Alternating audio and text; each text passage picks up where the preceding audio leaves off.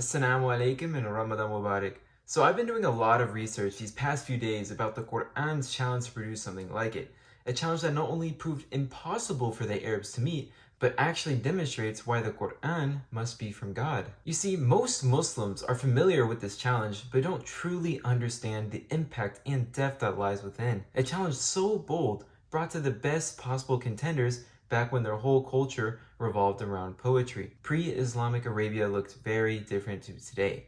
Whenever a poet emerged in an Arab tribe, other tribes would come to congratulate. Feasts would be prepared, the women would join together on lutes as they do at weddings, and old and young men would all rejoice at the good news. The Arabs used to congratulate each other only at the birth of a child and when a new poet rose among them. Poetry wasn't the same as today, where anyone could post a short verse online and get praise. No, poetry was passed on from generation to generation, and only the most gifted students fully mastered the language.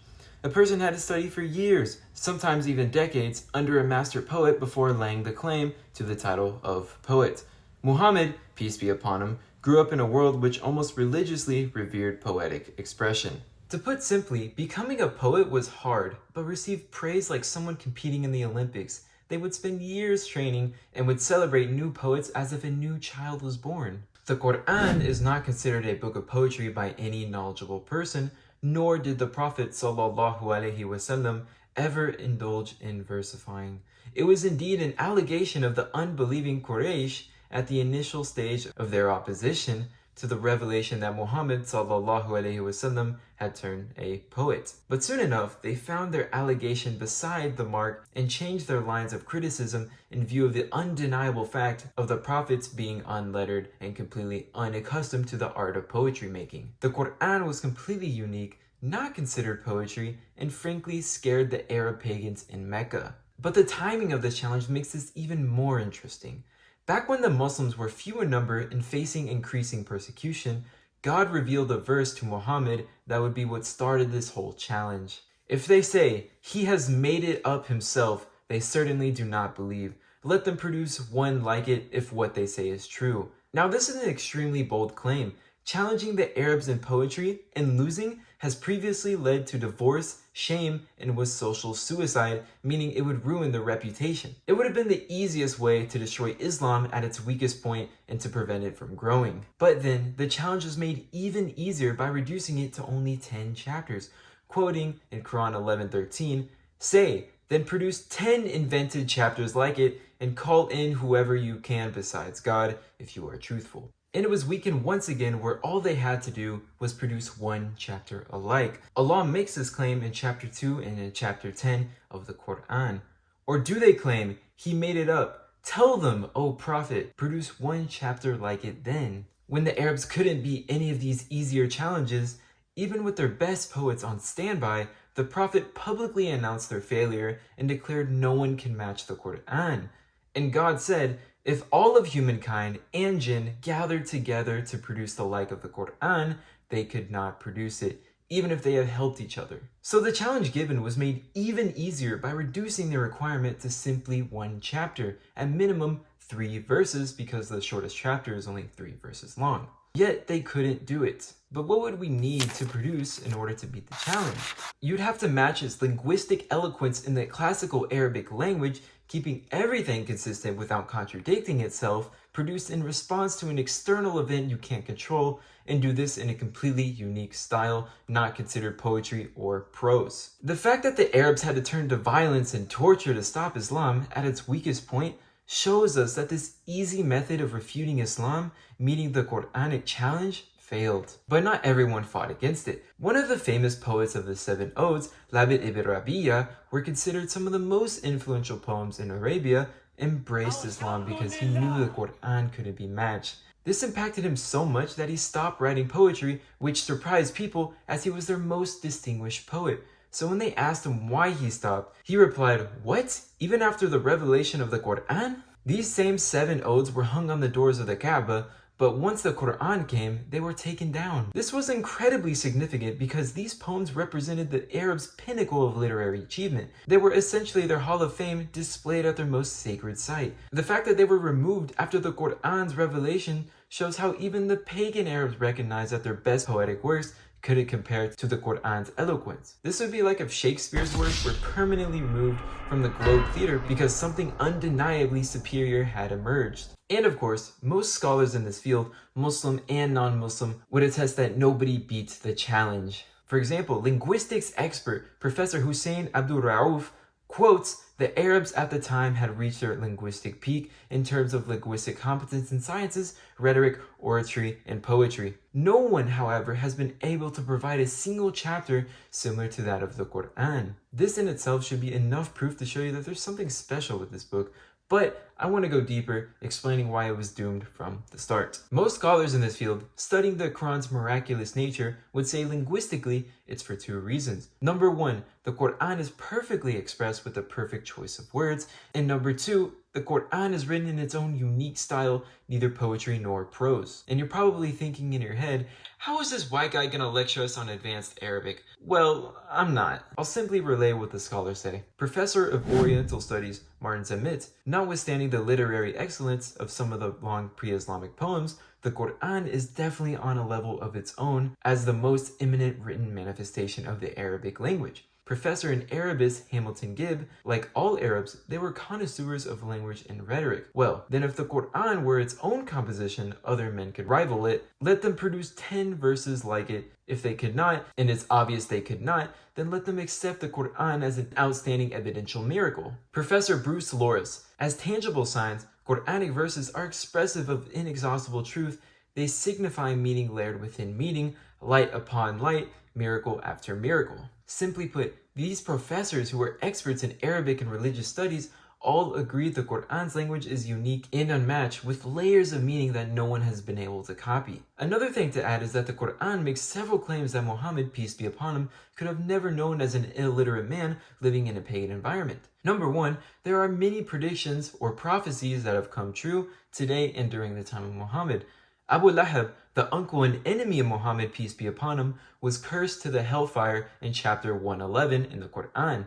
The thing is, Abu Lahab could have easily converted to Islam to prove this statement wrong, but he didn't. He actually died as a pagan. We would call this a time-locked prophecy because there was a specific window of opportunity for fulfillment, and Abu Lahab could have even lied about his conversion, but he didn't. There's also another time-locked prophecy about the Byzantines.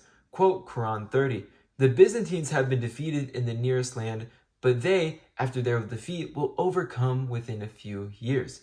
This was a very dangerous prophecy because the Romans were completely defeated, yet overcame the Persians a few years later. And of course, a more recent one is how the pharaoh, Ramses II's body, would be preserved by Allah as a sign for those who have come after him. This is in Quran 10:92, and yes, we still have his body. In fact, speaking of Pharaoh, this brings us to number 2. The Quran has many claims of the prophets of the Old and New Testament, but the thing is, there's no way Muhammad could have learned about these people. The prophet's environment in Mecca was completely pagan. The only Christian he ever met was Waraka ibn Nawfal, the cousin of the prophet's wife, Khadijah, peace be upon them. And this was after he received his first revelation. In fact, he proved he was a prophet by saying, "This is the same angel who came to Moses," but unfortunately, he died shortly after, according to authentic sources. So it would have been impossible for Muhammad, peace be upon him, to have learned so much about the Jews and Christians if Waraka couldn't have taught him and if he couldn't read or write. Another thing to note is the when and why verses were revealed. You see, Muhammad, peace be upon him, didn't receive every verse in hiding. No, many were public and were in response to a specific event, often unplanned. For example, chapter 80 of the Quran condemns Muhammad for turning away an annoyance from a blind man who was seeking guidance. Whenever Muhammad's sons Abdullah and Qasim died, the Quraysh mocked him, saying his lineage was cut off, and in response, Allah sent down chapter Al-Kawthar, using the pagans' comments back onto them. In fact, Al-Kawthar is such an expressive chapter that extensive articles have been written about it, despite containing only 3 short verses. So not only do you need to come up with beautifully written verses in a completely unique style, but you need to do this in response to events as they happen, and you have to do it without revisions or contradictions, keeping similar language throughout. The Quran, despite being progressively revealed over 23 years, stays consistent in its beliefs, message, and structure. An example is the progression of the challenge to meet the Quran. It starts off with an invitation to imitate it, then lowers the requirement to a single chapter, and finally declares it impossible. This shows a strategic buildup, not a contradiction. Some may ask, doesn't abrogation mean contradiction? The answer is no. A contradiction means two statements that cannot coexist, whereas abrogation replaces a ruling with a better one suiting changing circumstances. This is clearly stated in Quran 2:106. We do not abrogate a verse or cause it to be forgotten, except that we bring forth one better or similar to it. A good example is with alcohol. The prohibition followed a gradual process, moving from discouragement to restriction during prayer to total prohibition. There's even a famous hadith by one of the wives of the Prophet, peace be upon him, stating that if the prohibition of alcohol was revealed first, people would have not joined Islam. Thus, abrogation was a gradual refinement by the all-knowing God, not a contradiction. And there's also one other minor point I want to mention that people might use to doubt Islam, but God willing will clear the air. Okay, maybe someone taught Muhammad the Quran or told him about the stories of the prophets. Well, yes, someone did. It was Angel Gabriel, who's also known as Jibril in Islam, the angel who gave Muhammad much of the Quran. So while some of the revelation came directly from Allah subhanahu wa ta'ala, most of it came through Jibril. But the point I'm trying to make is that Jibril was known to follow Muhammad around, not always, but it was common. So the next obvious question would be, couldn't Jibril just have been somebody else secretly teaching Muhammad the Quran? No, again, because we have multiple hadith showing us that Jibril has appeared in many different forms to Muhammad and his companions. A very famous example is when a man appeared to Muhammad and his companions. The thing is though, no one really recognized Jibril and he had no signs of travel. Keep in mind, they were in the desert, so most people would have sand on them if they were traveling. The man asked the Prophet questions about Islam and replied, they did this a few more times, and later the Prophet said, that was Jibril who came to teach you your religion. The Prophet asked his companions to call him back, but before they could, he disappeared. But Jibril came in multiple forms, not just that guy. The Prophet's wife said Jibril used to come to the Prophet, peace be upon him, in the shape of men, or blocking the entire sky with his form, likely his angelic wings. So numerous companions all agreed that Jibril, the angel sent on the authority of God, appeared regularly, looking different each time, never as the same person. So with all of that evidence, we need to consider every possible explanation of the Quran's origin. The first possibility is that Muhammad received the Quran from another Arab. Well, actually more like an impossibility, and I'll explain why that doesn't work.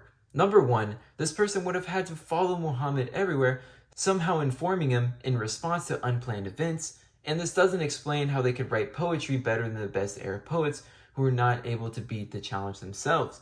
And of course, it doesn't explain how they knew things no Arab could have known then. Plus, if someone was this good at writing poetry, why let Muhammad and God take all the credit, peace be upon them? Yeah, so that definitely didn't make sense. So he must have made it up himself, right? Again, this fails miserably. Muhammad, peace be upon him, was never known to have been a poet or even have the ability to read or write. As we mentioned before, poets would study for decades, learning techniques passed down for them from generation to generation. Yet this guy with no background was able to stump them? And of course, why would he critique himself if he wanted the pros to being a prophet? Just off the top of my head, someone like this would want money, fame, power, and maybe some personal satisfaction. Muhammad doesn't really fit any of these though, as he died a poor person with his wives giving the rest of his few assets away in charity. If he wanted true fame and power, it would make more sense to make himself seen as a god, not as a servant of one. If he was somehow able to have made the Quran and known things he shouldn't have, this would be a no-brainer. But okay, maybe he enjoyed fooling people. Well, there's absolutely zero evidence to make the case, and you need to prove it. But again, he put way more emphasis on people praising him, but we have multiple hadith showing otherwise. Do not exaggerate in praising me as a Christian praised the Son of Mary, for I am only a slave, so call me the slave of Allah and his apostle. So he couldn't have these sorts of motivations. This doesn't explain the supernatural knowledge, the self-critiques, and also doesn't explain how Jibril was still seen around him. So if Muhammad didn't create the Quran by himself, and he couldn't have got it from an Arab, maybe he learned it from multiple sources. Well, let's look at why this explanation is just as impossible. Muhammad had the poetic skill that beat the Arab poets, but he got his information from other sources around him. That's gotta be it, right? Again, nope, because you have to start rejecting the historical consensus, and this makes no sense. In order for this to work, you have to say Muhammad was literate and somehow had the best poetic capabilities in an environment primed for the Quranic challenge without being from a family of poets nor having schooling on it. And you also need to reject the fact that the Arabs, specifically of Mecca, had no easy access to the Torah or Gospel. This was only the case in Medina when many of the verses concerning the prophets were already revealed. And of course, to reject this, you need to provide strong proof against it, of which there are none. And it's not like that was the only issue. No, you still wouldn't be able to explain the motivations behind this or who Jibreel was in this scenario. Keep in mind, everyone knew him, but he had no consistent appearance, sometimes of people no one recognized. After eliminating all possible explanations, we're left with only one that explains everything. This must have come from Allah. Only God can match against the best poets and create an entirely new framework of Arabic speech, neither poetry nor prose. Only He can give the Prophet knowledge that no Arab had. Only He can accurately know if Abu Lahab would die a disbeliever and if the Romans would be able to beat the Persians. Only God would critique the Prophet to keep him humble while keeping the Quran's language consistent and beautiful, revealing verses during Muhammad's best and worst moments, peace be upon him. I know some people might still have questions or doubts, so, let's address this. Allah. If you say it came from another supernatural being, you're just describing God with a different name. Any being with this much power and knowledge guiding humanity would be God by definition. You need to prove why such a powerful being wouldn't be God. And if it was something lesser than God, then it wouldn't have all this knowledge presented in the Quran, just like with the old example of Abu Lahab going to hellfire. Allah. You typically hear this from Christians, and it's a very stupid argument. The main purpose of Satan is to lead people away from God. So think about it. Would Satan create a book that calls him our biggest enemy, teaches us to help the poor, tells us to fast and pray regularly, and makes us do good and avoid evil? If anything, Satan would want to spread paganism, but instead, Allah and His Messenger, peace be upon him, successfully removed paganism in the Kaaba, Mecca, Medina, and out of all of the other places Islam spread to. In fact, before every Quran verse, we say, I seek refuge with God away from the accursed Satan, in the name of God, the most merciful, the most compassionate. Allah. This is another silly belief, because how could someone who didn't grow up speaking Arabic beat the Arabs at their own specialty, when even their best poets couldn't match them after decades of study? Anyone who's ever talked to someone learning a new language can usually tell right away they're not a native speaker, maybe with the exception of children. Allah. This again is a very stupid argument. They're saying someone who was crazy somehow created the Quran's poetic Arabic, knew things no one could have known, and responded perfectly to unexpected, sometimes tragic events. Actually, we do have studies and scholars showing Muhammad's normal speech was completely different from the Quran's styles. Dr. Draz argues the difference between the Quranic style and the Prophet's. When we consider the Quranic style, we find it the same throughout, while the Prophet's own style is totally different. It does not run alongside the Quran except like high flying birds, but which they may run alongside him. When we look at human styles, we find them all of a type that remains on the surface of the earth. Some of them crawl while others run fast, but when you compare the fastest running among them to the Qur'an's, you feel that they are no more than moving cars compared to planets speeding through their orbits. A crazy person couldn't keep such consistent speech throughout the Qur'an. The chance of them knowing future events, making accurate predictions, and having knowledge their people didn't have would be less likely than winning the lottery 10 times in a row. Allah. One common objection people raise is, why isn't the Qur'an clear about what exactly the challenge requires? It's pretty simple. It just enhances the challenge for those who want to take part. As we've explained in this video, there are many different moving parts when it comes to the Qur'an.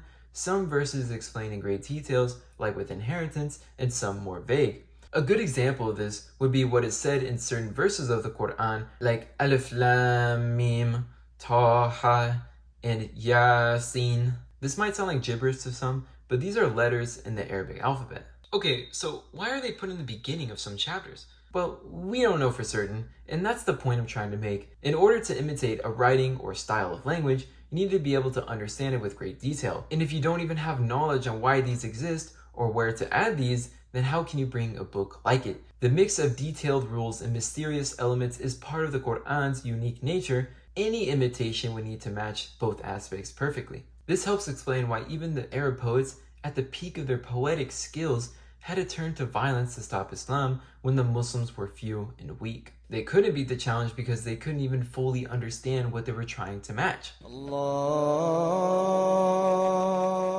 Now that we know why no one could match the Quran in the past, let's talk about whether modern technology, especially AI, could do it. The first thing we need to understand is how AI works. AI simply learns from existing information. While it might look like it's creating something new, it's really mixing and matching old data. Despite AI's rapid advancement, it has not met the Quran's challenge. The Quran exists in a unique style of language, neither poetry nor prose, which AI would have to match or surpass using the same classical Arabic script and structure. Also, AI lacks intent, wisdom, and true comprehension. It generates text based on probability, meaning it does not create with purpose or understanding. If AI, which processes vast amounts of text instantly, cannot achieve this, humans are even less likely to do so.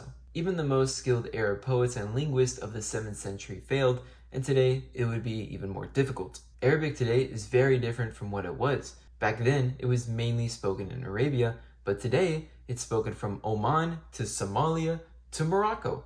And the language has changed so much that even Arabs from neighboring countries sometimes can't understand each other. To add on, classical Arabic is no longer a naturally spoken language. The rich poetic culture that once shaped it has faded, and the same linguistic and cultural forces that existed in the 7th century simply do not exist today, making it impossible to recreate the conditions that produced the Quran.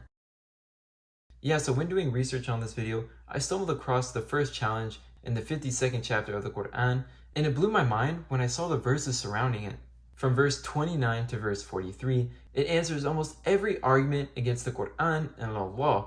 And amazingly, it addresses these same points I'm making in this video 1400 years before I was even born. فذكر فما أنت بنعمة ربك بكاهن ولا مجنون. So this verse tells Muhammad to stand tall, while they call him a madman or a kahin. A kahin is someone who receives information via the jinn who'd be able to eavesdrop on heaven. This refutes the idea that he was mad or received the Quran from a lesser deity, which I mentioned previously. أم يقولون شاعر نتربص به ريب المنون قل تربصوا فإني معكم من المتربصين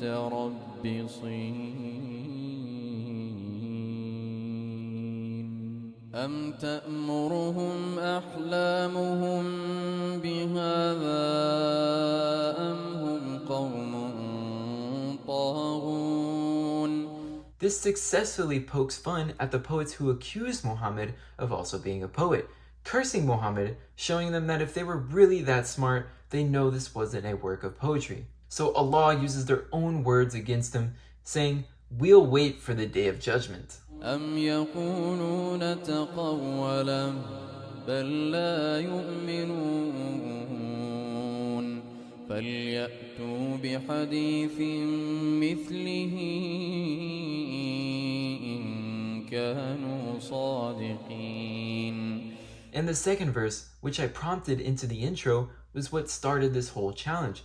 People would accuse him of creating the Quran, so if it was by a mere human, they should have been able to create something alike. But as we know, they failed miserably, even after having the challenge weakened several times. أم خلقوا من غير شيء أم هم الخالقون أم خلقوا السماوات والأرض بل لا يوقنون أم عندهم خزائن ربك أم هم المسيطرون. These rhetorical questions expose how little they actually knew. Where did you come from? They can't explain their own existence. Did you create everything? They obviously didn't. Do you control all things? They clearly don't. Each question forces them to admit their limitations and points to the existence of a creator who does have this power and knowledge. أم لهم سلم يستمعون فيه فليأت مستمعهم بسلطان مبين. This refutes the idea that the pagans can know about the unseen from other than Allah and His Messenger, refuting the purpose and usage of idols or other gods. The only one who knows about the unseen is Allah, not a jinn, and He sends messengers to deliver these facts. أم له البنات ولكم البنون. This one is probably my favorite verse. The pagans would claim that Allah has daughters, namely the angels, which is blasphemy because Allah tells us in other passages that He has neither daughters nor sons. And He also adds the bit, while you prefer to have sons, and this goes against their pre-existing idea of infanticide, the killing of babies. In this case, whenever they'd have daughters, they kill them because they believe sons were better. So this verse completely goes against the norm at the time, making them ponder and realize their ideas of divine children or a superiority of the male gender is idiotic. أم تسألهم أجرا فهم من مغرم مثقلون. This refutes the claim that he did this for personal gain. Again, as we know, Muhammad died with almost nothing. Rather, Muhammad was the one in debt to other people. In Sunan an-Nasa'i 4651, Muhammad died when he was still borrowing a shield from a Jew. أم عندهم الغيب فهم يكتبون أم يريدون كيدا فالذين كفروا هم المكيدون. This chapter even addresses the claim about Muhammad learning from multiple teachers, asking, or do they have access to the unseen, so they copy it? This challenges how any human teachers could have given Muhammad this knowledge. Remember all the things we discussed, Abu Lahab's fate, the previous prophets, and future prophecies. No human could have known these. Again, Allah refutes their claims to any knowledge of the unseen and warns that their efforts against the prophet would backfire. And as history shows, he was right. The pagans didn't win, and instead, Islam prevailed. أم لهم إله غير الله سبحان الله عما يشركون. Looking at all these verses, each question strips away their arguments one by one. It tackles everything, claims about Muhammad, where the Quran came from, and even questions about their own existence and knowledge. And the amazing thing is, these same questions answer objections people still make today. In the end, it all points to one truth: their accusations were baseless, and Allah alone deserves worship. Now that we've examined this challenge from every angle, from the Arabs' failure to the impossibility of human authorship to the Quran's own response to objections, are you convinced? I want to mention that most of this argument actually comes from Hamza Sorsis' paper on the divine authorship of the Quran. He goes very in depth, but I wanted to add on to it and make it, a little bit more digestible. You can check out his full paper in the description. Anyways, Assalamu alaikum wa rahmatullah.